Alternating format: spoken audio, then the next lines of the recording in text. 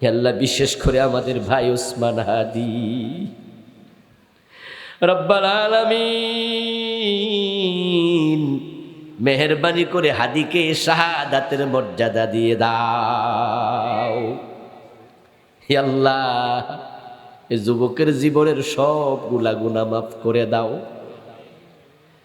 হে আল্লাহ, তার এই সংবাদটা আমাদের জন্য বড় কষ্টের সংবাদ। আপন ভাই মরে গেলে যেমন কষ্ট হতো, হাদির মৃত্যুর সংবাদে সমান কষ্ট পাচ্ছি। রব্বাল আলামিন, হে আল্লাহ, হাদির ইয়াতীম সন্তান, তার বিধবা স্ত্রী, তার মা বাবার তুমি জামিন হয়ে যাও। ব্যক্তিগত কোনো শত্রুতায় হাদি গুলিবিদ্ধ হয় নাই।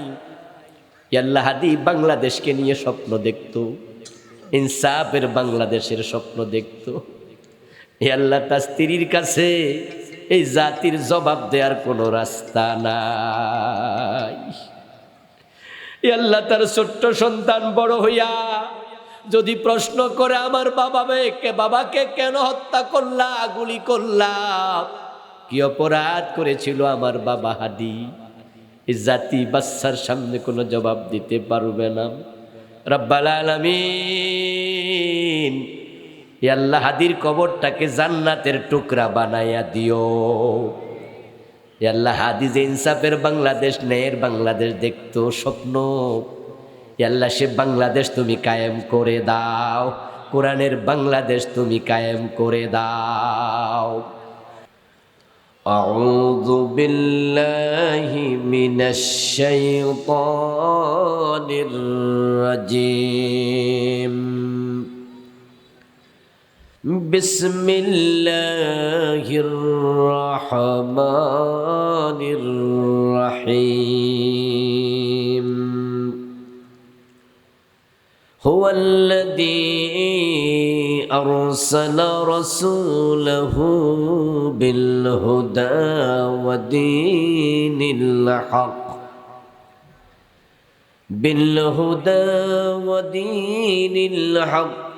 লিইয়ুযহিরাহু আলাদ-দীনি কুল্লিহি ওয়ালাউ কারিহাল মুশরিকুন।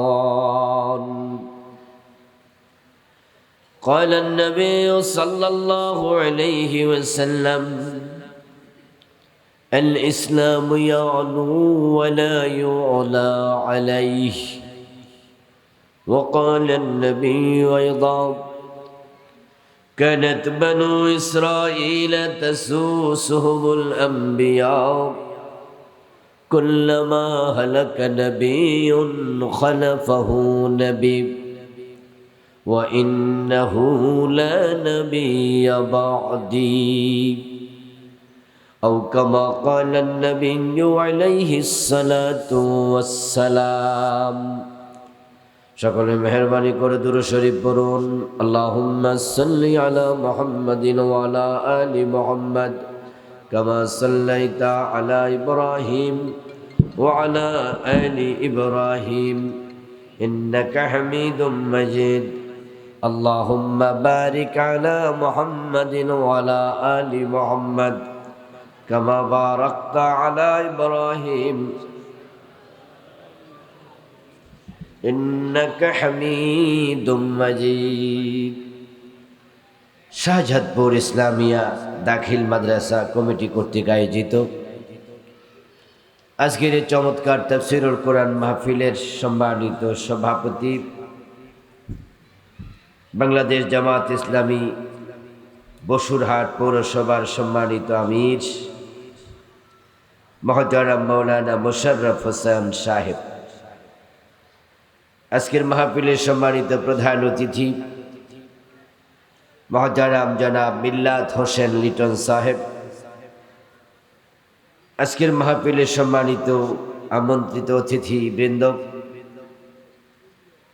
মাহফিলের সম্মানিত আলোচক মহতারাম মাওলানা আব্দুল কাইয়ুম বিন নূর সাহেব, মাওলানা ইয়াসিন করিম সাহেব সহ অন্যান্য সম্মানিত উলামায়ে হযরত,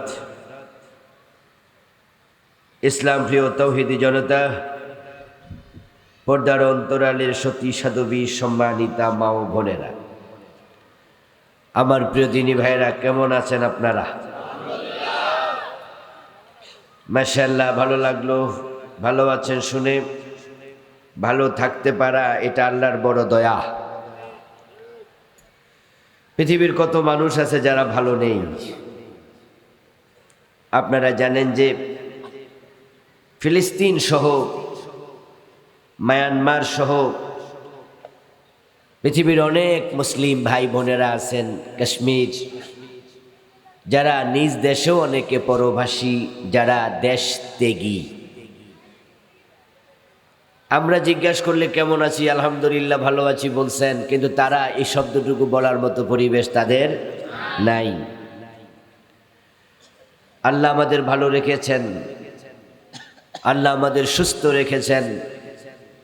এই শীত উপেক্ষা করে কোরআনের এই প্রোগ্রামে, কোরআনের আহ্বানে আমাদেরকে সমবেত হওয়ার সুযোগ দিয়েছেন। এজন্য আমরা আল্লাহ তাআলাকে কৃতজ্ঞতা জানাই, শুকরিয়া জানাই। সবাই মিলে একবার জোরে জোরে কালিমাত শুকর পড়ি, আলহামদুলিল্লাহ। যারা দাঁড়িয়ে আছেন তাদেরকে বসার জন্য অনুরোধ করছি। কোনো চেয়ার খালি থাকতে কেউ দাঁড়িয়ে থাকবেন না। ভলান্টিয়ার এক দুইজন থাকেন, বাকিরা বসে যান। মাঠ পরিপূর্ণ থাকলে দেখতে সুন্দর লাগে। প্রিয় দিনী ভাইয়েরা, আমি আপনাদের সম্মুখে পবিত্র কোরআন মাজিদ থেকে সূরাতুস সফের 9 নম্বর আয়াতে কারিমা তেলাওয়াত করেছি।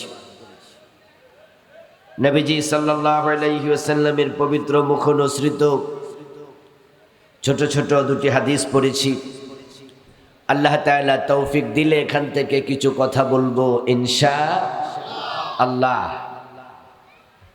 তাফসীরুল কোরআন মাহফিল, এর মানে হলো এই মাহফিলে কোরআন থেকে কথা হবে। আমি সরাসরি তাফসীর করতে পারি না, এই যোগ্যতা আমার নাই। তবে কোরআনের তাফসীর যারা করেছেন, আল্লাহ তাআলা অনেকগুলো তাফসীর বাংলা আরবি পড়ার সুযোগ দিয়েছেন। তাই মুফাসসিররা যে কথাগুলো বলেছেন এগুলো শোনাতে পারবো ইনশাআল্লাহ। কোরআন হচ্ছে হেদায়েতের একমাত্র কিতাব। কোনো ব্যক্তি জান্নাতে যেতে চাইলে, জান্নাতের পথ যদি সে চিনতে চায়, তাকে আল্লাহর কোরআনের কাছে আসতে হবে, এর কোনো বিকল্প নাই। আর যদি কোনো ব্যক্তি কোরআন থেকে হেদায়াত নেবে না, অন্য কারো কাছে যাবে, তাহলে সে পথহারা হবে এবং আল্লাহ নিজে তাকে পথহারা করবেন। এটা নবীজির কথা, ওমান ইবতাগাল হুদা ফি গায়রিহি আদাল্লাহুল্লাহ। নবীজি বলেছেন, মান ক্বালা বিহি সাদাক ওয়া মান হাকামা বিহি আদাল ওয়া মান আমিলা বিহি উজির ওয়া মান দাআ ইলাইহি হুদিয়া ইলা সিরাতিম মুস্তাকিম ওয়া মান ইবতাগাল হুদা ফি গায়রিহি আদাল্লাহুল্লাহ। লম্বা একটি হাদিস। যেই ব্যক্তি কোরআন দিয়ে বলবে সে সত্য বলবে, কারণ কোরআনে কোনো মিথ্যার সম্ভাবনাও নাই। যে কোরআন দিয়ে বিচার করবে সে ন্যায় বিচার করবে। কোরআনের বিচারই হলো একমাত্র ন্যায় বিচার। কোরআনের বাহিরে কোনো ন্যায় বিচার নাই। আমাদের বাংলাদেশে 54 বছর আল্লাহর কোরআন দিয়ে বিচার হয়েছে তো? কোনো আদালত বিচার করেছে তো? তাহলে দেশে ন্যায় বিচার আছে এটা বলার কোনো সুযোগ নাই। আসলে তাই। আপনার বিচারপতি নিজামুল হক স্কাইফি কেলেঙ্কারির সেই বাক্যালাপ আপনাদের যাদের মনে আছে তারা শুনেছিলেন যে দুই বিচারক গল্প করছিল আল্লামা সাঈদীর রায় প্রসঙ্গে। সেখানে বিচারপতি সিনহার সাথে, এস কে সিনহা নাকি, যে পরে বাংলাদেশ থেকে তাড়িত হয়েছিল, নিজামুল হকের ফোনালাফে বলেছে সরকার একটা রায় চায়। এর মানে এটা যাই হোক, সাক্ষী সাবুদ এগুলো ইম্পর্টেন্ট নয়, একটা ফাঁসির রায় দিয়ে দেন, এটাই হলো বিচার। কেন এমনটা হয়? কারণ কোরআন দিয়ে যখন বিচার হবে না, মানুষের আইনি বিচার হবে, এটাকে ন্যায় বিচার বলার কোনো সুযোগ নাই। ওয়ামান আমিলা বিহি উজির, যে ব্যক্তি কোরআন দিয়ে আমল করবে তাকে পুরস্কার দেয়া হবে। আর আল্লাহর পুরস্কারের নাম হলো জান্নাত। তাহলে জান্নাত পেতে হলে কোরআনের বাহিরে আমল করার কোনো সুযোগ নাই। ওয়ামান ইবতাগাল হুদা ইলা গায়রিহি আদাল্লাহুল্লাহ, আর যে ব্যক্তি কোরআন ছাড়া অন্য জায়গায় হেদায়াত তালাশ করবে, নবীজি বলেন আল্লাহ নিজে তাকে পথহারা করে দেবে। নাউযুবিল্লাহ। যে সমস্ত মুরিদেরা ভণ্ড পীরের পায়ে সেজদা দেয়, এমন মুরিদ পীর বাংলাদেশে আছে না? ওরা কি জান্নাতে যেতে চায় না? তো আধা মাইল দূরে দিলে খামো কেমনে? এখানে এখানে, হ্যাঁ, ওকে। যে ব্যক্তি পীরের পায়ে সেজদা দেয় সেও কিন্তু পীরের কাছে জান্নাতের জন্যই যায়।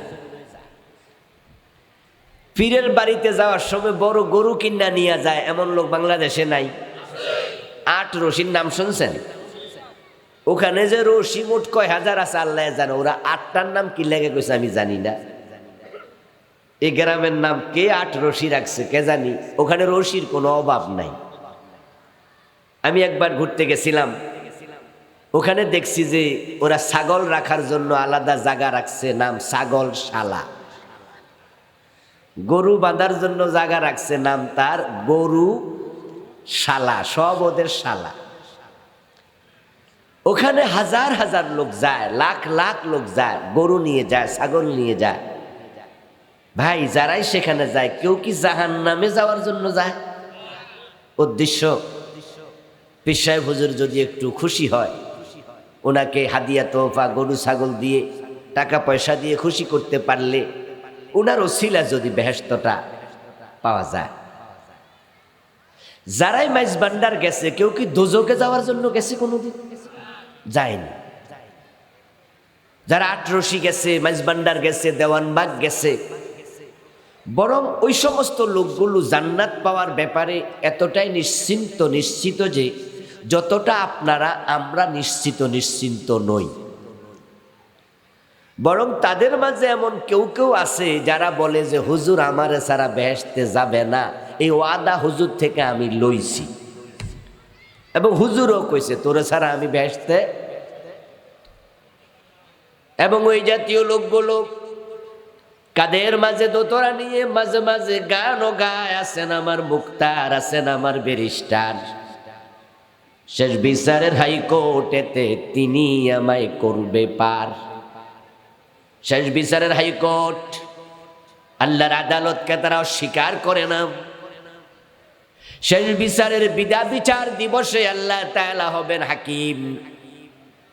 এটা ভণ্ড পীরের মুরিদরাও জানে, বিশ্বাসও করে।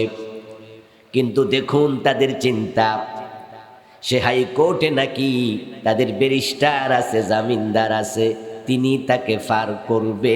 এজন্য আখেরাতের ব্যাপারে তার কোনো দুশ্চিন্তা নাই। অথচ হযরত ওসমান রাদিয়াল্লাহু তাআলা আনহুর মতো সাহাবী যখন কবরের পাশে দাঁড়াতেন, উনার চাকর নাম ছিল হানি। মাওলা ওসমান রাদিয়াল্লাহু তাআলা আনহু, ওই হানি ওসমানের গোলাম।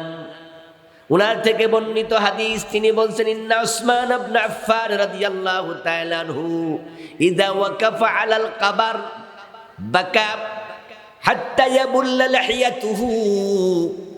হযরত উসমান যখন কবরের পাশে দাঁড়াতেন, আমি দেখতাম ওসমানের চোখের পানি তার দাড়ি ভিজিয়ে দিত, ওনার লেহিয়া ভিজে যেত ওসমানের চোখের পানিতে। টেনশন। ওসমানকে জিজ্ঞাসা করা হয়েছিল, ইন্নাকা তাযকুরুল জান্নাতা ওয়ান নার ফালা তাবকি ওয়ালাকিন তাবকি মিন হাযা। ও ওসমান, আপনি জান্নাত এবং জাহান্নাম প্রসঙ্গেও কত আলোচনা করেন, কিন্তু আপনাকে এভাবে কান্না করতে দেখি না। তবে কবরের পাশে আসলে এভাবে কেন কান্না করেন বুঝি না।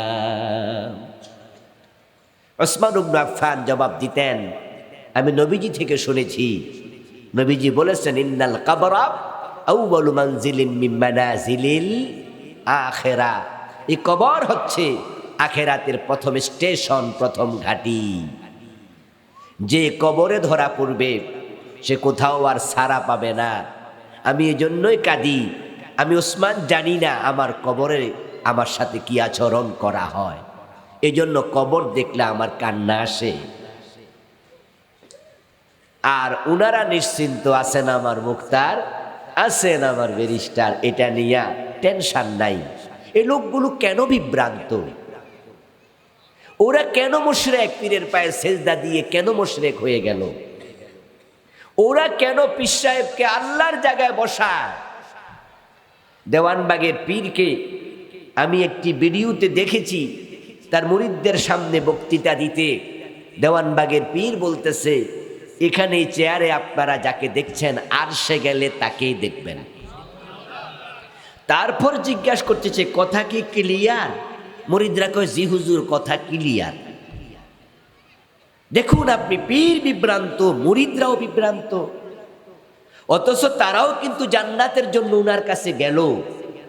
আমি আপনাকে বুঝাচ্ছি বিভ্রান্তি কেন হয়। ওই যে আল্লাহ রাসূল বলছেন, ওয়ামান ইবতাগাল হুদা ফি গায়রিল কুরআনি আদাল্লাহুল্লাহ, ওই হাদিসের এটা রেজাল্ট। নবীজি বানায়া কথা বলে না, যা বলে সব ওহী। আর ওহী কখনো মিথ্যা হয় না, ওহী কখনো ভুল হয় না। ওহী নাজিল করে কে? আমার প্রিয় ভাইয়েরা, এই মানুষগুলো বিভ্রান্ত হচ্ছে। হাশরের ময়দানে আল্লাহ বিচারক হবেন, আল্লাহর নবীরা পর্যন্ত সেদিন বলবে নাফসি নাফসি নাফসি। ওমর ইবনুল খাত্তাব রাদিয়াল্লাহু তাআলা আনহু, এত বড় সাহাবী, জান্নাতের সুসংবাদ প্রাপ্ত সাহাবী, অথচ নবীজির ইন্তেকালের অনেক পর হযরত ওমর যখন খলিফা, একদিন হুযায়ফা ইবনুল ইয়ামান রাদিয়াল্লাহু তাআলা আনহুকে হযরত ওমর ডাকলেন। হযরত ওমরের সাথে কথা হলো। হযরত ওমর তখন জিজ্ঞাসা করলেন, হুযায়ফা, নবীজি তো আপনার কাছে কারা কারা মদিনায় মুনাফিক তাদের নামের তালিকাটা প্রকাশ করছে। হুযায়ফাকে বলা হতো সাহিবু সিররিন নবী সাল্লাল্লাহু আলাইহি ওয়াসাল্লাম, নবীজির গোপন তথ্য ভান্ডার। এক এক সাহাবীর এক এক ফজিলত, এক এক বৈশিষ্ট্য। হুযায়ফা ইবনুল ইয়ামান রাদিয়াল্লাহু তাআলা আনহুর কাছে নবীজি গোপন এমন কিছু কথা বলেছেন যা ওমর, আবু বকর সিদ্দিকের কাছেও বলেননি। মুনাফিকদের তালিকা হযরত হুযায়ফা জানতেন। ওমর একদিন প্রশ্ন করছেন, আনশুদুকাল্লাহ আনা মিনহুম, আমি আপনাকে আল্লাহর কসম দিয়ে প্রশ্ন করছি, আপনি তো জানেন যে কারা কারা মুনাফিক, ওখানে কি আমার নামটাও আছে?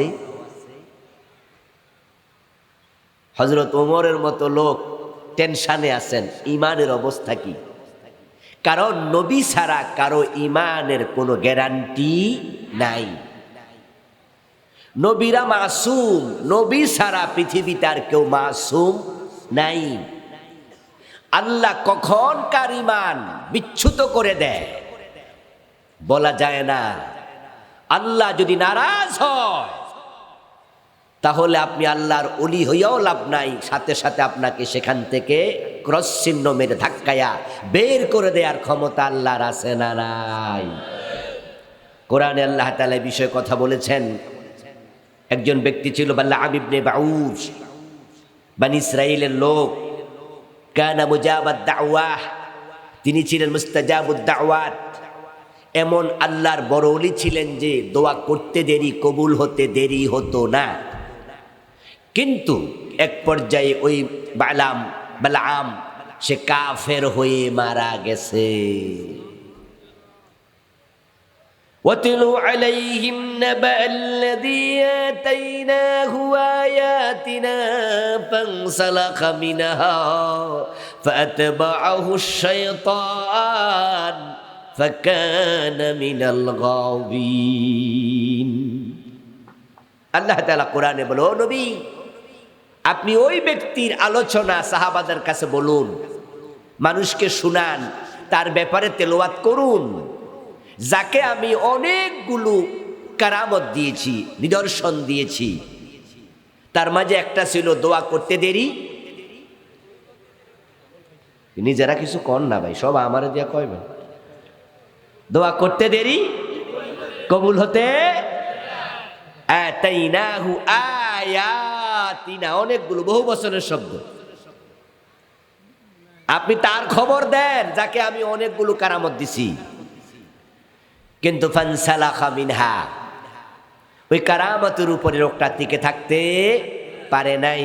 ফাআতবাহু শায়তান, শয়তান তার পিছু নিয়েছে। ফাকানা মিনাল গাবিন, এক পর্যায়ে সে পথভ্রষ্ট হয়েছে, কাফের হয়ে মরছে। নাউজুবিল্লাহ পড়েন। ওমর টেনশন করে, ওমরের ইমানের খবর কি, অন্তরে নেফাক ঢুকে গেল কিনা। আর আমাদের পীর সাহেব হুজুরের মুরিদ কয়, কোনো অসুবিধা নাই, ওই হাসরের দিন তিনি আমায় করবেন পার। ওরা কেন বিভ্রান্ত হলো?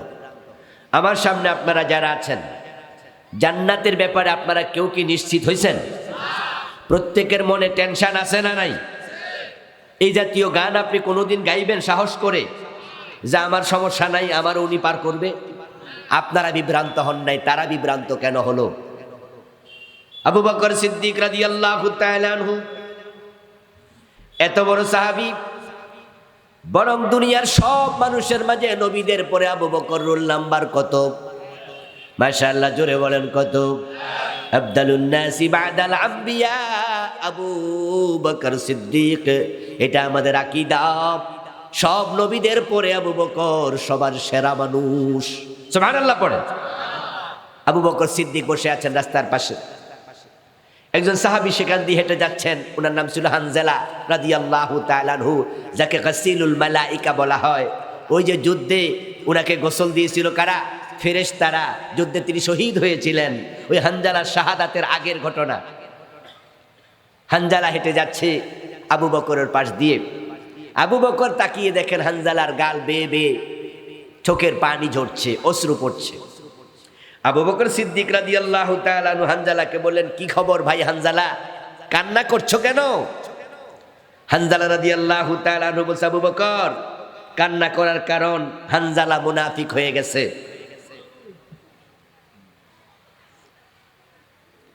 আবু বকর সিদ্দিক বলেন, হানজালা তুমি কেমনে আবার মুনাফিক হইলা? বলে, রাসূল সাল্লাল্লাহু আলাইহি ওয়াসাল্লামের কাছে যখন আমি বসা থাকি তখন আমার ঈমান থাকে বড় তাজা, তখন দুনিয়ার কথা আমার মাথায় আসে না। কিন্তু যখন বাড়ি চলে যাই তখন বউয়ের চিন্তা, ছেলের চিন্তা, মেয়ের চিন্তা, ব্যবসা বাণিজ্য, ক্ষেত খামারি, দুনিয়ার কত কথা মাথায় ঢোকে। এত দুনিয়াদার হলে তো আমি ঈমান আছে কেমনে বলি? নবীর কাছে গেলে ঈমান তাজা, আবার বাড়িতে আসলে ঈমান হয়ে যায় দুর্বল। তো আমি হানজালা তো আসলে জান্নাত পাবো না, আমার তো লক্ষণ ভালো না। এই জন্য আমি কাঁদতেছি, আমি নবীজির কাছে যাচ্ছি, এর প্রতিকার কি এটা জানতে। আবু বকর সিদ্দিক বলে, তাই নাকি? তাহলে তো আমিও মুনাফিক হয়ে গেছি, কারণ এই ঘটনা তো আমারও ঘটে। তাহলে চলো আমিও যাই। দুইজন মিলে নবীজির কাছে গেলেন, নবীজিকে শোনালেন, ইয়া রাসূলুল্লাহ, আমাদের ঈমানের তো এই অবস্থা, তাহলে এটা আসল ঈমান তো না, মনে হয় ঈমানের মাঝে ভেজাল ঢুকে গেছে, আমরা মুনাফিক হয়ে গেছি। নবীজি বলছেন, না, এটা মুনাফিকি না, তোমরা দুশ্চিন্তার কারণ নাই। আমার কাছে থাকলে তোমাদের ঈমান যত তাজা থাকে, যদি বাহিরে গেলে এরকম তাজা সবসময় থাকতো, তাহলে তোমাদের মাকাম এত উপরে যেত, ফেরেশতারা তোমাদের সাথে দিবালোকে মুসাফা করত। তা আমার কাছ থেকে গেলে একটু দুনিয়াদারি চিন্তা আসবে, এটার নাম মুনাফিকি না। টেনশন করো না, যাও বাড়ি যাও, টেনশন করো না।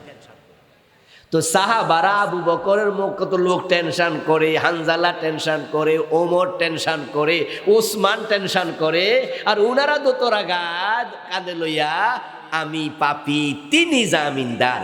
এই লোকগুলো সুপথ প্রাপ্ত না পথহারা? পথহারা।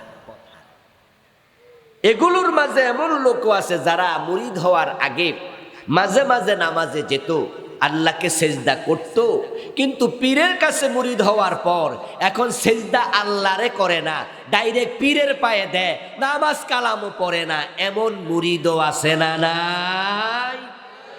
আমার প্রশ্ন হলো, কেন তারা পথহারা হলো?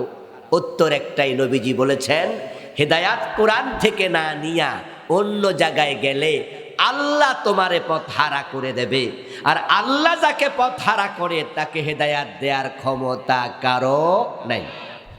তাহলে আমার এই আলোচনা থেকে যে কথাটা আমরা পৌঁছতে চাই সেটা হলো, আমরা যারা হেদায়াত চাই, জান্নাত চাই, আমাদেরকে আল্লাহর কোরআনের কাছে যাওয়া দরকার আছে না না? আমি যখন ঢুকছিলাম ইয়াসিন করিম ভাইকে তখন বলতে শুনছিলাম যে আমরা কোরআন পড়বো, কোরআন বুঝবো, কোরআন মানবো। আসলে সকল আলেমের ওয়াজ একটাই, আল্লাহর ওয়াজও একটাই, সেটা হলো এ কিতাব আমি নাজিল করেছিল তুখরিজান নাস মিনাজ যুলুমাতি ইলান নূর। ও নবী, আমি আপনারে কোরআন দিয়া পাঠাইছি, এই কিতাব নাজিল করেছি, এ মানুষগুলোকে কোরআন দিয়ে অন্ধকার থেকে আলোর পথ দেখান। তাহলে আমরা যারা জান্নাতের পথ পেতে চাই, কোরআনের কাছে আসতে হবে, ঠিক আছে? সে কোরআন থেকে আমি সূরাতুস সফের 9 নম্বর আয়াতে কারিমা পড়েছি।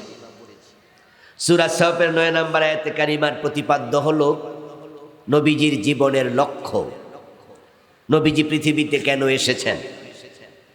আল্লাহ তাআলা কোরআন মাজিদে মোট 3টি সূরাতে নবীজির জীবনের লক্ষ্য বর্ণনা করেছেন। সূরা সাফ যেটা পড়লাম আয়াত নাম্বার 9, সূরাতুল ফাতহ আয়াত নাম্বার 28, সূরাতুত তাওবা আয়াত নাম্বার 33। এই 3 সূরার 3টি ভিন্ন আয়াত, কিন্তু কথা একটাই বলেছেন 3 বার, ফাবি আইয়ি আলাই রাব্বিকুমা তুকাদ্দিবান। এটা কি আর রহমান সূরাতে একবার আছে না বেশি? 31 বার। একই কথা আল্লাহ বারবার বলেন গুরুত্বের জন্য। নবীজি পৃথিবীতে কেন এসেছেন 3 বার বলেছেন। এখন নবীজি কেন এসেছেন উম্মতের এটা জানা দরকার আছে না নাই? নবীজিকে মানা নফল না ফরজ? তো মানা আগে না জানা আগে? তো যদি জানা আগে হয়, নবী কেন এসেছেন এটা জানতেই হবে।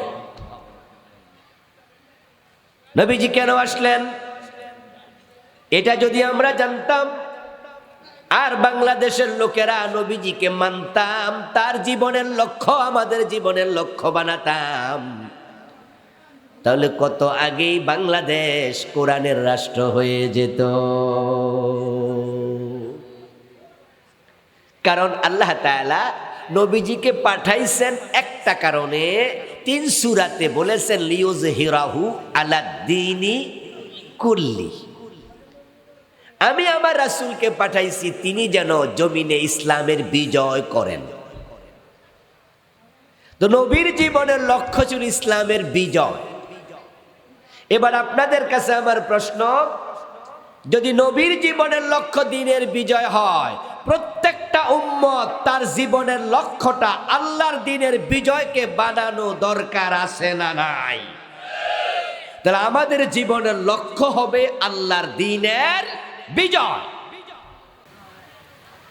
এবার বলুন তো, আগে রোগ নির্ণয় করা হোক, তারপরে চিকিৎসা।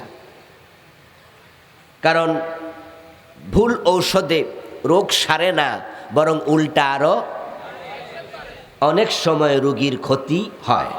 ঔষধের অ্যাকশানের চেয়ে রিঅ্যাকশান জঘন্য। আগে রোগ ফাইন্ড আউট হোক, ডায়াগনোসিসটা হোক, এই জন্য তো পরীক্ষা নিরীক্ষা হয়। তারপরে এবার রোগ চিহ্নিত হলে এবার চিকিৎসা, যদি আল্লাহ সুস্থ করে করতে পারে, না হলে নাই। কিন্তু ওষুধ খাওয়ার পরে সুস্থ না হলেও আমরা তখন বলি ওসিলা তো ধরছি, চিকিৎসার মালিক তো আল্লাহ, কি আর করব, সুস্থ হচ্ছি না। কিন্তু রোগ যদি ধরা না পড়ে ওষুধটা খাইবেন কি? এখন রোগটা ধরি একটু। নবীজি আসলেন দিনের বিজয়ের জন্য। আমাদের জীবনের লক্ষ্য হবে ঠিক এটা। 54 বছরের বাংলাদেশ আজকে 55 বছরে পা দিয়েছে, দুদিন হয়ে গেল। এই 55 বছরের বাংলাদেশে ইসলাম কি বিজয়ী না পরাজিত? চুপ একজনও থাকবেন না, দয়া করে কথা বলুন। ইসলাম কি বিজয়ী না পরাজিত? অথচ মুসলমান শতকরা 92 জন। আসলে কি ব্যাপারটা? আমি তো বলি এগুলো ভোটার লিস্টের মুসলমান। এই যে আমার সামনে কাগজ, এখানে যদি আমি লিখতাম পোয়াকার পা নরসিকান্নি, কি হবে? কথা বলেন। কাগজ ভিজবে, কারণ লিখা আছে, বাস্তবে নাই। যদি আমি লিখি সরেয়া গরু সুগার গুদন্তন্য, উচ্চারণ কি হবে? কাগজটা পুড়বে, লিখা আছে, বাস্তবে নাই। 92% মুসলমান বলে কি রে, বলে কি? আল্লামা ইকবাল রাহেমাহুল্লাহ উনি বিলেত থেকে ফিরে এসে নাকি বলেছিলেন, আমি বিলেতে ইসলাম পেয়েছি, মুসলিম পাই নাই। আর ভারত উপমহাদেশে আমি মুসলিম পাচ্ছি, ইসলাম পাই না। 92% মুসলমান লাগে। এগুলো তো ভোটার লিস্টের মুসলমান, কাজীর গরুর মতো, কেতাবে আছে, গোয়ালে নাই। আসল আগুন হলে পুড়ে যেত, লেখায় থাকলে লাভ নাই। আসল পানি হলে ভিজে যেত, লেখা থাকলে ভিজে না। বাস্তব মুসলমান 51% থাকলে ইসলাম কায়েম হয়ে যেত অনেক আগেই। ইসলাম বিজয়ের কথা বললে চেহারা কালো করে ফেলে এমন মুসলমানের সন্তান নাই। আহা, আরে ইসলাম যে লাগে এটা আমরা কিন্তু বুঝি, কিন্তু আমাদের বদভ্যাস হলো আমরা এটাকে চর্চা করি না। নির্বাচনের আগে শেখ হাসিনা কি মাথায় হেজাব পড়েনি? হাতে তাসবিহ নেয়নি? আচ্ছা, মাথায় হেজাব পড়া কি খারাপ কাজ? আমরা কি উনার সমালোচনা করা উচিত এ বিষয়ে? মোটেও না। মাথায় হেজাব পড়েছেন, এটা মুসলমান নারীর উচিত। তাসবিহ দানা হাতে নেবে, এটা খারাপ কিছু না। তাসবিহ তো আমার পকেটেও আছে। আমরা তাসবিহ নিয়ে সবসময় এইভাবে মানুষকে দেখায় দেখায় জপি না, কিন্তু মাঝে মাঝে তাসবিহ হাতে থাকলে হয় কি, একটু জিকিরটা একটু বেশি হয়। তাসবিহ ছাড়াও জিকির হবে, হাতের আঙ্গুলে জিকির করুন। শেখ হাসিনা তাসবিহ হাতে নিয়েছিল, খারাপ কিছু না। কিন্তু প্রবলেমটা হলো নির্বাচনের পরে ওই নামাজি, ওই আলেম ওলামা জিকির ওনাদেরকে জেলখানা ঢুকায়া দেয়। নির্বাচনের পরে তার মাথার হেজাব আর হাতের তাসবিহ আর কেন রে ভাই? এটা কেন হবে? দরকারটা কি? এই যে নির্বাচন আসতেছে, কিছু লোক করে দেখবেন যে আসরের নামাজ নাকি 3 বার পড়ে। আমি শুনছি আর কি, আমি দেখি নাই। কয়েকদিন আগে একজন বলছে 2-3 বার আসরের নামাজ পড়ে। তো জিগাইল কি স্যার কিছুক্ষণ আগে পড়ছেন? কয়ের মানুষে কি দেখছিনি? আরেকটা চল।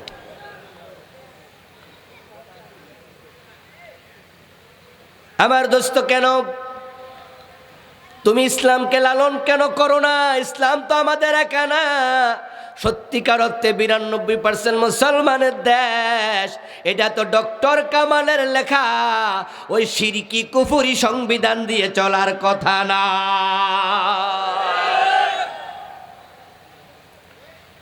ডক্টর কামাল 72-তে যে সংবিধান লিখেছে, তার সংবিধান প্রণয়ন কমিটিতে লোক ছিল 34 জন। তার মাঝে বিসমিল্লাহর পক্ষে একজনও ছিল না। এজন্য তার লেখা ওই সংবিধানে বিসমিল্লাহটা ছিল না। জানেন তো আপনারা? জানেন? অথচ 92% মুসলমানের দেশ। এবং ডক্টর কামাল কি হিন্দু? নাম শুনে কি হিন্দু আর বৌদ্ধ মনে হয়? 34 জনের মাঝে আমি দেখেছি 2-3 জন মাত্র হিন্দু ছিল, সরঞ্জিৎ সেনগুপ্ত ছিল, আরও 1-2 জন হিন্দু ছিল, বাকি সব মুসলমান। প্রিয় ভাইয়েরা আমার, বিসমিল্লাহ তো লিখলই না, এটা ঢুকালো কে? শহীদ প্রেসিডেন্ট জিয়াউর রহমান সাহেব। আচ্ছা, বিসমিল্লাহ ঢুকালো না, তারপর সংবিধানের যে মূলনীতি বানালো তার মাঝে জনগণকে এতটাই পাওয়ারফুল করে দেখালো, তারা সভরেন্টি সার্বভৌমত্বের অংশে লিখেছে জনগণ সকল ক্ষমতার উৎস, সকল ক্ষমতার মালিক। আপনাদের সাথে আমার বিনয়ের প্রশ্ন, দল যে যেটা করেন করেন গা, মরার ফরজে কোনো দল টল নাই নাকি? বিসমিল্লাহি আলা মিল্লাতি, তো এক সোজা কিন্তু হওয়া লাগবো, সোজা না হইয়া উপায় নাই। এজন্য মরার আগে সোজা হন। চিন্তা করে একটু কথা বলেন, জনগণ সকল ক্ষমতার মালিক, সকল ক্ষমতার উৎস, এর সাথে কি আমাদের একমত করা উচিত? সকল ক্ষমতার মালিককে, এটা কি ঈমানের অংশ নয়? কুলিল্লাহুম্মা মালিকাল মুলকি তুতিল মুলকা মান তাশা আন্নাল কুওয়াতা লিল্লাহি জামিআ। তো 92% মুসলমানের দেশে সংবিধানে ডাইরেক্ট শিরিক ঢুকাইছে, বিসমিল্লাহ দিল না। একদল লোককে এখনো দেখেন তারা বলতে শোনা যায় আমরা 72-এর সংবিধানে ফিরে যেতে, বলে না বলে না বলে না। আরেক দল বলে না, 72-এর সংবিধান দরকার নাই, যেটা চলমান সংবিধান এটাই ঠিক আছে। আরেক দল লোক বলেন না, 72-এর সংবিধানও ঠিক না, বর্তমান সংবিধান যেটা আছে এটার মাঝে কুফরি শিরিক আছে, এটাও ঠিক না, বরং এই সংবিধানের জায়গায় আমরা আল্লাহর কোরআনকে সংবিধান বানাতে চাই, এমন একটা দলও আছে না নাই? তাহলে চিন্তায় 3 ভাগে আমরা বিভক্ত হলাম। একদল বলে 72-এর সংবিধান চাই, এর মানে তাদের কাছে বিসমিল্লাহওয়ালা সংবিধানটাও পছন্দ হয় না। খেয়াল করছেননি মগজ কেমনে পয়সা গেছে ওদের? যে প্রেসিডেন্ট জিয়াউর রহমান বিসমিল্লাহ লাগাইছে এবং বিসমিল্লাহ এখনো আছে। গত সরকার তারা বাংলাদেশের সংবিধানে একটি অংশ ছিল 4টি মূলনীতির একটা মূলনীতি আল্লাহর উপরে আস্থা ও বিশ্বাস। আওয়ামী লীগ সরকার কিন্তু এসে এই অংশটুকু জানেন তো, জানেন না আপনারা, বাদ দিছে। আচ্ছা, আল্লাহর উপরে আস্থা বিশ্বাস কি বাদ দেয়া যায়? হ্যাঁ বলেন, না বলেন, কোন একটা বলেন। আল্লাহর উপর আস্থা বিশ্বাস বাদ দেয়া যায়? আচ্ছা, দিলে ঈমান থাকে না যায়? যে দেশে কি মুমিন না মুশরিক? মুশরিক না কাফের? আচ্ছা, তাহলে যারা বাদ দিল তারা নিজেদেরকে মুমিন দাবি করার সুযোগ কোথায়? আরে হেফাজতের জন্ম হলো কেন? হেফাজতে ইসলামের যে 13 দফা ছিল দাবি, 1 নাম্বার দফা হলো আল্লাহর উপর আস্থা ও বিশ্বাস সংবিধানে পুনঃস্থাপন করতে হবে। জানেন, জানেন আপনারা জানেন?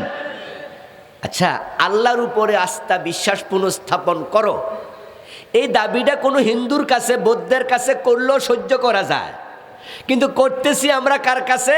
প্রধানমন্ত্রী মুসলিম, প্রেসিডেন্ট মুসলিম, আইনমন্ত্রী মুসলিম, মন্ত্রী পরিষদের শতকরা 90-92-95টা মুসলিম। মুসলমানের কাছে ঈমানের দাবি করা দরকার ছিল না। তাহলে বোঝা গেল যারা বাদ দিয়েছে তারা নিজেদেরকে ঈমানদারের পজিশনে আর রাখে নাই। এখন ওই বিসমিল্লাহওয়ালা সংবিধান এটা চলবে না, ভালো লাগে না। এই জন্য কিছু লোক 72-এর সংবিধানের কথা এখনো বলে, আবার আরেক দল লোক বলে না এই সংবিধান চলুক। কিন্তু আমরা একদল আছি, আমরা বলি না কোরআন থাকতে মুসলমানের জন্য কোনো সংবিধান আর নতুন করে দরকারই নাই। সংবিধান মানে হচ্ছে রাষ্ট্র চালানোর নিয়মাবলী, নিয়ম নীতি। আমার রাসূল রাষ্ট্র চালাইছেন মদিনায় প্রেসিডেন্ট হয়ে 10 বছর। কত বছর? উনি কি আলাদা কিছু নিয়ম নীতি নিজ থেকে বানাইছে? মন মতো চালাইছে না কোরআন মতো? হযরত ওমর অর্ধ পৃথিবীর প্রেসিডেন্ট ছিলেন 10 বছর। অর্ধ পৃথিবী, আজকের ইটালি, তৎকালীন রোম সাম্রাজ্য ওমরের সময় উনার রাষ্ট্রের অধীন ছিল। আজকের ইরান, তৎকালীন পারস্য সাম্রাজ্য ওমর রাদিয়াল্লাহু তাআলা আনহুর সময় উনার রাষ্ট্রের অধীনে ছিল। কোথায় সৌদি আরব, কোথায় রোম, ইটালি। উনার ইসলামী রাষ্ট্রের ভিত্তি ছিল 50 লক্ষ বর্গ মাইলের মতো। বাংলাদেশ হলো মাত্র 56,000 বর্গ মাইল, নাকি নাকি নাকি তাহলে 50 লক্ষ মানে কি দাঁড়ালো? প্রায় 100টা বাংলাদেশের সমান। এবার আপনাদের কাছে আমার ছোট্ট প্রশ্ন, প্রিয় ভাইয়েরা জবাব দিন। অর্ধ দুনিয়া যদি কোরআন দিয়ে ওমর চালাতে পারে, এ ছোট্ট বাংলাদেশ চালানোর ক্ষমতা আল্লাহর কোরআনের আছে না নাই? তো তুমি 72-এর সংবিধান অথবা তার পরের সংবিধানের দিকে কেন ফিরে যেতে চাও? কোরআনের দিকে কেন নয়? কেন নয়? এ 54 বছর 55 বছরের বাংলাদেশ ডক্টর কামালের লেখা সংবিধান দিয়া চুরি বন্ধ করতে পারছে? কথা বলেন। ডাকাতি বন্ধ হয়েছে? খুন, ধর্ষণ, হত্যা বন্ধ হয়েছে? নবীজি সাল্লাল্লাহু আলাইহি ওয়াসাল্লামকে আল্লাহ তাআলা দায়িত্ব দিলেন, তিনি যেন দ্বীনের বিজয় করেন। আল্লাহর হাবিব সাল্লাল্লাহু আলাইহি ওয়াসাল্লাম দ্বীন বিজয়ের দায়িত্ব পেলেন 17 বছর বয়সে। দ্বীন বিজয়ের দায়িত্ব পাওয়ার আগে 23 বছর আগেই তিনি মূলত দ্বীন বিজয়ের চেষ্টা শুরু করেছিলেন। সমাজ পরিবর্তনের ভিন্ন আদলে, ভিন্ন আঙ্গিকে কোরআন হাদিস আসার আগেই সেটা ছিল হিলফুল ফুজুল গঠনের মাধ্যমে। কিন্তু দ্বীন বিজয়ের কাজটা এসেছে বয়স 40 হওয়ার পর। কিন্তু যারা কাজ করে তারা আগ থেকেই করে। এজন্য নবীজি যে সৎ মানুষ, এই সততা কিন্তু নবুয়তের পরে নয়, নবুয়তের আগেও তিনি সৎ মানুষ। আল্লাহ তাআলার যত নবী পৃথিবীতে এসেছে, প্রত্যেক নবীকে আল্লাহ তাআলা চারিত্রিক দিক থেকে নাম্বার 1 করেছে পৃথিবীতে। তার আগ থেকে ভালো মানুষ। 17 বছর বয়স প্রিয় নবীজি দেখলেন যে আরবের মানুষগুলো কত রকমের অপরাধে জড়িত। সমাজকে অপরাধ মুক্ত করার জন্য 17 বছর বয়সে যুবকদেরকে সাথে নিয়ে, মুরব্বীদেরকে সাথে নিয়ে হিলফুল ফুজুল তৈরি করে আমার রাসূল মানুষের বাড়িতে গেলেন, দাওয়াত দিতে থাকলেন, প্রয়াস চালালেন, কাজ করলেন। ভালো হও ভালো হও বলতে বলতে নবীজির বয়স হয়ে গেল 40, চলে গেল 23 বছর। কিন্তু সমাজের একটা চোরও চুরি ছাড়ে নাই, কোনো ডাকাত ডাকাতি ছাড়ে নাই, সমাজের সামান্য পরিবর্তন হয় নাই। নবীজি তখন ভাবছেন কারণটা কি, কেন হচ্ছে না। এই জন্য বাড়ি থেকে বের হয়ে গারে হেরার ওই গুহায় তিনি ধ্যানমগ্ন হলেন। চিন্তা করছেন কিভাবে সমাজ পরিবর্তন করতে হয়। আল্লাহর হাবিবের 23 বছরের পর ধ্যানের যোগ, হিসাব মিলানোর যোগ, সমাজ পরিবর্তন নিয়ে নতুন করে ভাবনার যোগ। 54 বছরের বাংলাদেশ 55 বছরে পা রেখেছে। তাবলীগের 54 বছরের কাজের রেজাল্ট এখন দেখা দরকার। এই দেশের ঘোষ সুদ অন্যায় তাবলীগের দাওয়াতের কারণে গিয়েছে কি? 3.5 লাখ মসজিদের খতিবদের খুতবার রেজাল্ট দেখা দরকার। এই 3.5 লাখ মসজিদের খতিবের জুমার খুতবায় মাদক গিয়েছে কিনা, চুরি ডাকাতি সুদ ঘুষ কমেছে কিনা। আমাদের মাহফিলের 6 মাস শীতকাল ব্যাপী হাজার হাজার মাহফিল হয়, এ বক্তৃতার রেজাল্ট দেখা দরকার। আমার ওয়াজের মাধ্যমে এদেশ মাদক মুক্ত হয়েছে কিনা। পীর সাহেবদের তালিম তারবিয়াত চলছে বাংলাদেশের 54-55 বছর। কতটুকু সুদ গেল, ঘোষ গেল, মাদক মুক্ত বাংলাদেশ হলো। হিসাব মিলিয়ে ধ্যান করো, দেখবে কিছুই হয়নি। আজ থেকে 10 বছর আগে যাহা সুদ ছিল, ওই সুদের হার কমেছে না বেড়েছে? আজ থেকে 10 বছর আগে যে মাদক ছিল, ওই মাদক কমেছে না বেড়েছে? আজ থেকে 10 বছর আগে অফিসে যে ঘোষের রেট ছিল, ওই ঘোষের রেট হার কমেছে না বেড়েছে?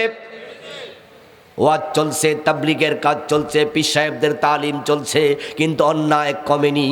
তাই আমাদেরকে নতুন করে ধ্যানে বসতে হবে।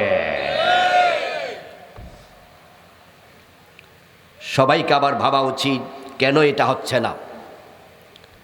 নবীজি ধ্যানে বসলেন, জিবরাইল আমিন হাজির। সূরা আলাকের প্রথম 5 আয়াত আল্লাহ নাজিল করে দিলেন, ইকরা বিসমি রাব্বিকাল্লাযী খালাক। কোরআন এসে গেল। আমার রাসূল নতুন পরিচয় পেলেন। আগে ছিল মুহাম্মদ ইবনে আব্দুল্লাহ, আর এখন হয়ে গেলেন মুহাম্মাদুর রাসূলুল্লাহ সাল্লাল্লাহু আলাইহি ওয়াসাল্লাম। আগে আব্দুল্লাহর বেটা মুহাম্মদ 23 বছর চেষ্টা করছে, আর এখন তিনি আল্লাহর রাসূল মুহাম্মদ, তিনি নবী। নতুন পরিচয় তার আসলো। চলে গেল কিছুদিন, ওহী আর আসছে না। সূরা আলাকের প্রথম 5 আয়াত অবতীর্ণ হওয়ার পর লম্বা সময় ওহী নাজিল বন্ধ। এটাকে বলা হয় ফাতরাতুল ওহী, ওহীর বিরতিকাল। সেটা 2 মাস, 6 মাস, 1 বছর। কোনো কোনো ঐতিহাসিক বলেছেন 2 বছর 6 মাস, যদিও কথাটা গ্রহণযোগ্য নয়। কিন্তু কিছু সময় ওহী বিরতি, ওহী আসছে না। নবীজি বাড়িতে শুয়ে আছেন, কম্বল গায়ে দিয়ে। কোনো একদিন দ্বিতীয় ওহী নাজিল হলো, জিবরিল আমিন আসলেন। আল্লাহ তাআলা বলেন, ইয়া আইয়ুহাল মুদ্দাসসির, ও কম্বলওয়ালা নবী, কম। কম শব্দের অর্থ কি? আলেম ওলামারা কথা বলুন প্লিজ। কম অর্থ কি? ও কম্বলওয়ালা নবী, যারা সমাজ পরিবর্তন করতে চায়, শুয়ে থাকলে সমাজ পরিবর্তন হয় না, আপনি দাঁড়ায়া যান। সমাজ পরিবর্তন করতে চাইলে মাথা তুলে দাঁড়াতেই হবে। ও কম্বলওয়ালা নবী, দাঁড়ান। নবীজিকে আল্লাহ ডাকছেন, বড় আদরের ডাক। কোরআনে আল্লাহ তাআলা বিভিন্ন নবীকে নাম ধরে ধরে ডেকেছেন, কিন্তু আমাদের নবীকে ইয়া মুহাম্মদ বলে একবারও ডাকেন নাই। ডেকেছেন ইয়া আইয়ুহান নবী, ইয়া আইয়ুহার রাসূল, ডেকেছেন ইয়া আইয়ুহাল মুজাম্মিল, ডেকেছেন ইয়া আইয়ুহাল মুদ্দাসসির, ডেকেছেন ইয়াসিন, ইয়া সাইয়্যিদান নাস। সুবহানাল্লাহ পড়েন। ও মানব জাতির নেতা। আর আদমকে বলেছেন, ইয়া আদম উসকুন আনতা ওয়া যাওজুকাল জান্নাহ, ইয়া ইয়াহইয়া খুযিল কিতাবা বিকুওয়া, ইয়া ঈসা, ইয়া মূসা লা তাখাফ, ইয়া ইব্রাহিম কদ সাদ্দাকতার রুইয়া। আল্লাহ অন্য অন্য নবীদেরকে নাম ধরে ধরে ডাকছেন, আর আল্লাহ আমাদের নবীকে সব সময় সম্মান দিয়ে আদর করে তিনি ডেকেছেন। আজকে ওহী আসছে, ও কম্বলওয়ালা দাঁড়িয়ে যান। আমার রাসূল দাঁড়িয়ে গেলেন। কাজ আবার শুরু। ডাকতে ডাকতে আবার নবীজির বয়স হয়ে গেল 63, আবার গেল 23 বছর। প্রথম 23 বছর যিনি ডাকলেন 17 থেকে 40, আজকেও তিনি দাঁড়ালেন মাথা তুলে। প্রথম 23 বছরে তার ডাকে কেউ সাড়া দেয়নি ওইভাবে যেভাবে সাড়া দেয়া উচিত ছিল। সমাজ পরিবর্তন হয় নাই, চুরি ডাকাতি কমে নাই, কিন্তু আজকের ডাকে অভাবনীয় পরিবর্তন হয়ে গেল। আমার রাসূল ইন্তেকালের আগে ঘোষণা দিয়ে গেলেন, খায়রুল কুরুনি করনি। তোমরা যে যুগের নাম দিয়ে আইয়ামে জাহিলিয়া, এখন পরিবর্তন হয়েছে, আমার যুগ পৃথিবীর সর্বশ্রেষ্ঠ যুগ হয়ে গেছে। প্রায় 1.25 লাখ সাহাবী তৈরি হয়ে গেছে। এমনভাবে তৈরি হয়েছে, আবু বকর, ওমর, ওসমান, আলী, তালহা, জুবাইর, সাদ বিন আবি ওয়াক্কাস রাদিয়াল্লাহু তাআলা আনহুম আজমাইন। 1.25 লাখের মতো সাহাবী, এক একজনের সম্মান আকাশের নক্ষত্রের চেয়ে বেশি। ওমরের মতো লোক তৈরি হয়েছে, কোন ঐতিহাসিক বলেছেন তাম পৃথিবীকে যদি 10টা গুণ দিয়ে বৃদ্ধি করা হয়, 10 গুণ বড় করা হয়, আর সবটা পৃথিবীকে একটি দেশ বানানো হয়, ওই দেশের রাজধানী মদিনাকে ঘোষণা করে ওমরকে প্রেসিডেন্ট করা হয়, ওমর 10 গুণ লম্বা বড় পৃথিবীকে শান্তি দিয়ে ভরপুর করতে পারবে, সেই যোগ্যতা ওমরের আছে।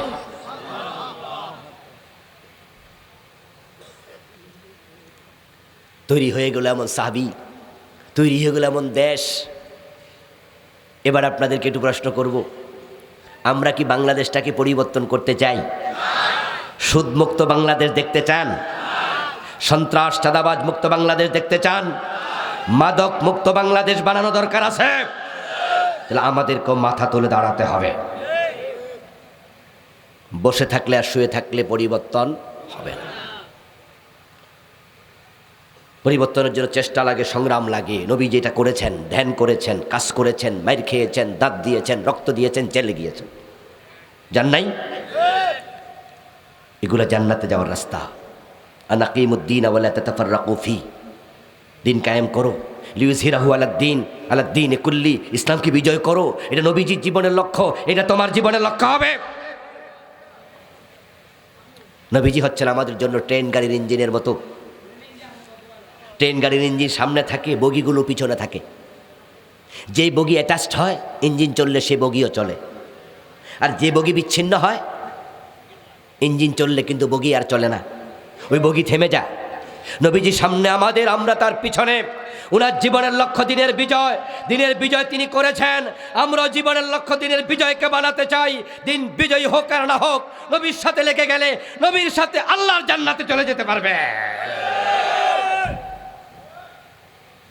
মান আহাব্বা সুন্নতি ফাকাদ আহাব্বানি ওয়া মান আহাব্বানি কানা মাই ফিল জান্নাহ।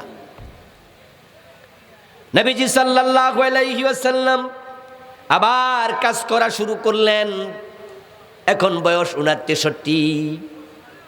এবার বলুন তো, নবীজি যখন ইন্তেকাল করলেন, ওই সময়টা দিন পরাজিত ছিল না বিজয়ী?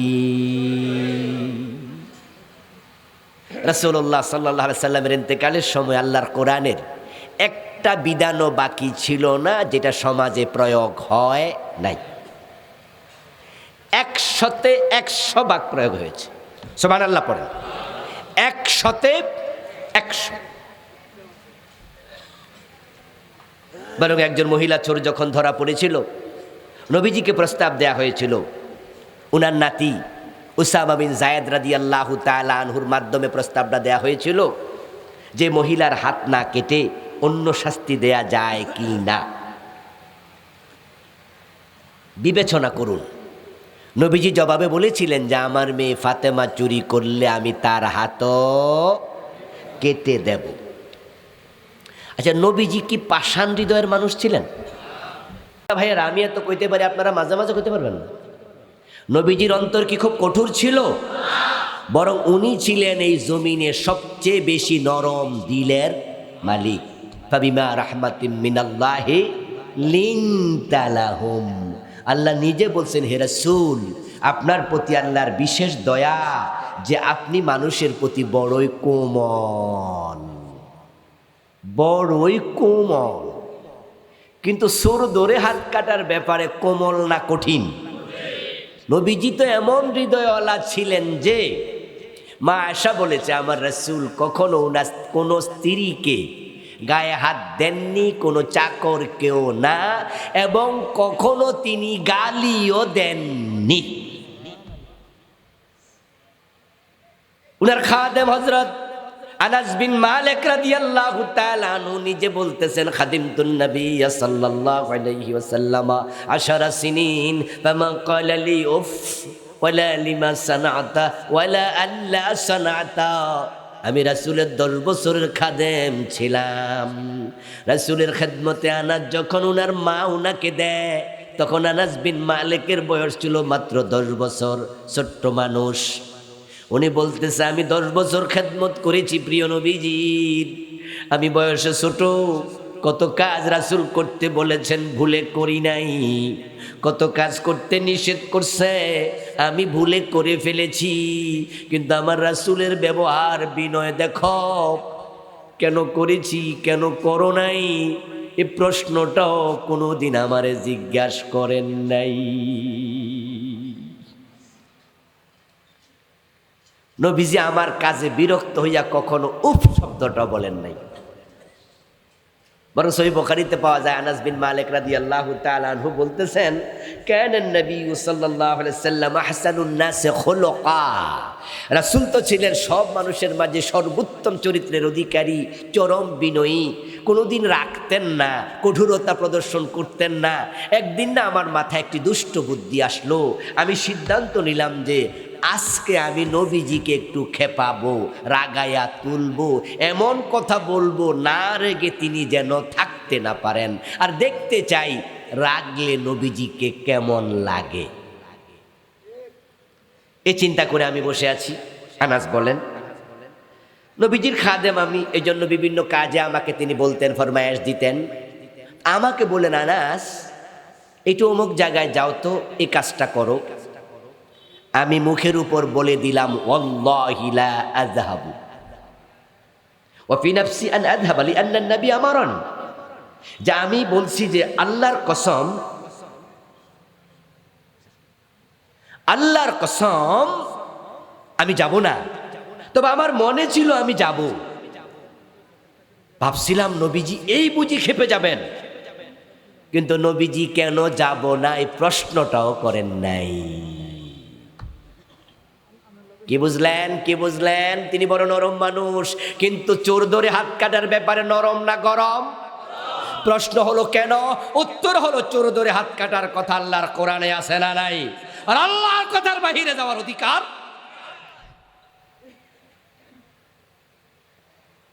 নবীজি চোর ধরে হাত কাটে। হযরত ওমর নিজের ছেলে আবু শাহামা মদ পান করলে তাকে 80 বেত্রাঘাত করে। আর আমার বাংলাদেশে আমরা সব সুন্নি মুসলমান, সব হক্কানি আলেম, সবাই জান্নাতি ভাব ধরে বসে আছি, অথচ এখানে চোর ধরে হাত কাটার আইন নাই, ডাকাত ধরে শুলে চড়ানোর আইন নাই, জেনা করলে 100 বেত লাগানোর আইন নাই, মদ পান করলে 80 বেত লাগাতের আইন নাই। আল্লাহর জমিন চলছে ব্রিটিশ আইনে, আর আপনি জান্নাত খুঁজছেন। জান্নাতে তো মাগনা পাওয়া যায় না, জান্নাতে যেতে হলে দিন বিজয়কে জীবনের লক্ষ্য বানিয়ে কাজ করতে হবে।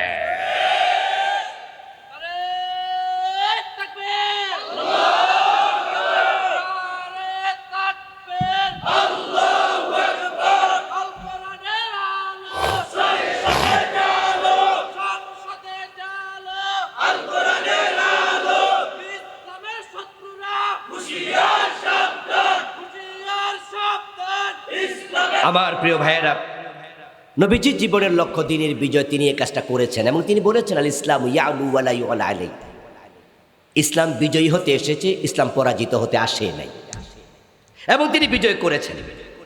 কিন্তু আমরা নিজের চোখের সামনে ইসলামকে পরাজিত দেখছি। এখন আমাদের কি মাথা তুলে দাঁড়ানো উচিত নয় কি? সুযোগ এসেছে বাংলাদেশে, আমরা মাথা তুলে দাঁড়ালে আশা করছি আগামীর বাংলাদেশ কোরআনের বাংলাদেশ হয়ে যাবে। 54 বছর পরে সুযোগ এবার এসেছে। রামেরা বামেরাও সব পালিয়েছে। ওর ওসমান হাদিকে শহীদ করে এদেশের যুবকদেরকে থামাতে পারবে না। জালেম শাহীকে ধরানোর জন্য 1400-এর উপরে প্রায় 2000 প্রাণ দিয়েছে। এই দেশ ইসলামের বিপ্লবের জন্য প্রয়োজনে 2 লক্ষ শহীদ হওয়া লাগবে। এরপরও আমরা দিনের বিজয় হওয়ার আগ পর্যন্ত থামবো না। নাসরুম মিনাল্লাহি ওয়া ফাতহুন করিব ওয়া বাশশিরিল মুমিনিন। আল্লাহ তোমার দিন বিজয়ের জন্য আমাদেরকে কর্মী হয়ে কাজ করার তৌফিক দাও। সবাই বলুন আমিন। হাযা মা ইনদি ওয়াল ইলমু ইনদাল্লাহ।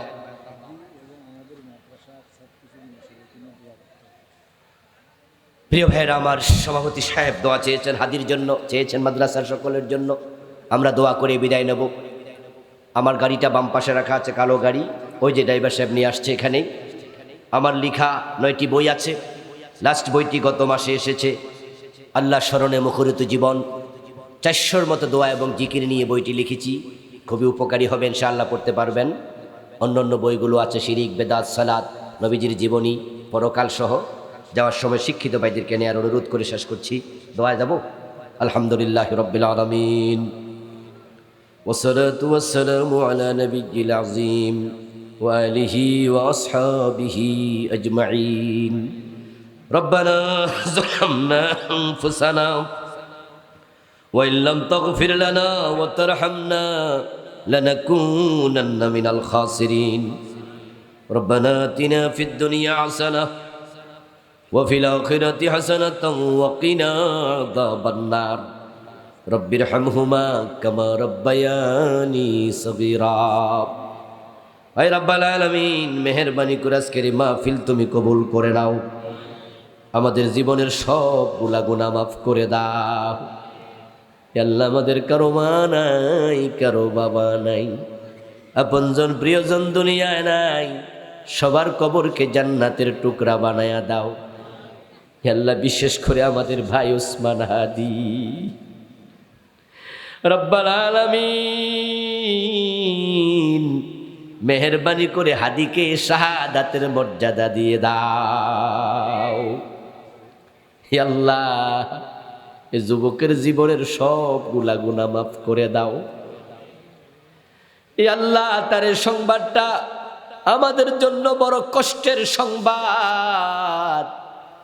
আপন ভাই মরে গেলে যেমন কষ্ট হতো, হাদির মৃত্যুর সংবাদে সমান কষ্ট পাচ্ছি। রব্বাল আলামিন, আল্লাহ, হাদির ইয়াতীম সন্তান, তার বিধবা স্ত্রী, তার মা বাবার তুমি জামিন হয়ে যাও। ব্যক্তিগত কোন শত্রুতায় হাদি গুলিবিদ্ধ হয় নাই। আল্লাহ, হাদি বাংলাদেশকে নিয়ে স্বপ্ন দেখতো, ইনসাফের বাংলাদেশের স্বপ্ন দেখতো। আল্লাহ, তার স্ত্রীর কাছে এই জাতির জবাব দেওয়ার কোনো রাস্তা নাই। আল্লাহ, তার ছোট্ট সন্তান বড় হইয়া যদি প্রশ্ন করে, আমার বাবাকে কেন হত্যা করলা, গুলি করলা, কি অপরাধ করেছিল আমার বাবা হাদি, এই জাতি বাচ্চার সামনে কোনো জবাব দিতে পারবে না। রব্বাল আলামিন, আল্লাহ, হাদির কবরটাকে জান্নাতের টুকরা বানাইয়া দিও। আল্লাহ, হাদি যে ইনসাফের বাংলাদেশ, ন্যায়ের বাংলাদেশ দেখতো স্বপ্ন, আল্লাহ, সে বাংলাদেশ তুমি কায়েম করে দাও। কোরআনের বাংলাদেশ তুমি কায়েম করে দাও। আয় রাব্বাল আলামিন, আজকের এই মাহফিলকে আমাদের নাজাতের উসিলা বানায়া দাও। আজকের মাহফিলকে আমাদের হেদায়াতের উসিলা বানায়া দাও। আল্লাহ, মাদ্রাসার জন্য, এই মাহফিলের জন্য যারা দান করেছেন, সকলের দান তুমি কবুল করো। এই মাদ্রাসার জমিদাতা, মাদ্রাসা যারা করেছেন, আল্লাহ, পরিশ্রমকারী, এই মাদ্রাসার শুভানুধ্যায়ী, হিতাকাঙ্ক্ষী সকলকে আল্লাহ, এই মাদ্রাসার ওসিলায় তুমি ক্ষমা করে দাও। এই মাদ্রাসাকে হেদায়াতের মার্কাজ বানায়া দাও। এই মাদ্রাসা থেকে হাজার হাজার আলেম দিন বিজয়ের জন্য সকলকে ঐক্যমত্য হয়ে কাজ করার তৌফিক দাও। সুবহান রাব্বিকা রব্বিল ইজ্জাতি আম্মা ইয়াসিফুন ওয়া সালামুন আলাল মুরসালিন ওয়াল হামদুলিল্লাহি।